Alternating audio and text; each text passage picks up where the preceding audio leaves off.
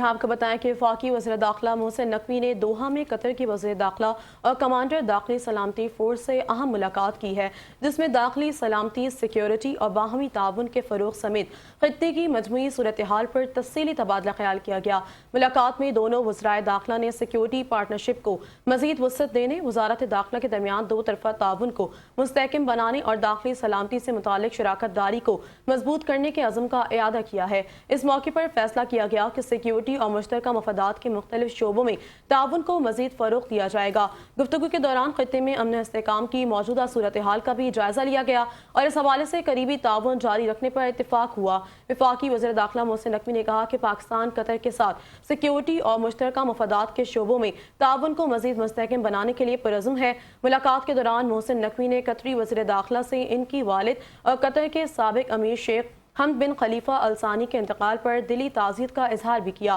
اور قطر کی تعمیر اور ترقی کے لیے ان کی گراں قدر خدمات کو خراج عقیدت پیش کیا۔ اس موقع پر قطری وزیر داخلہ نے کہا کہ قطر پاکستان کے ساتھ اپنے برادرانہ تعلقات کو انتہائی اہمیت دیتا ہے اور دونوں ممالک کے درمیان دو طرفہ تعاون اور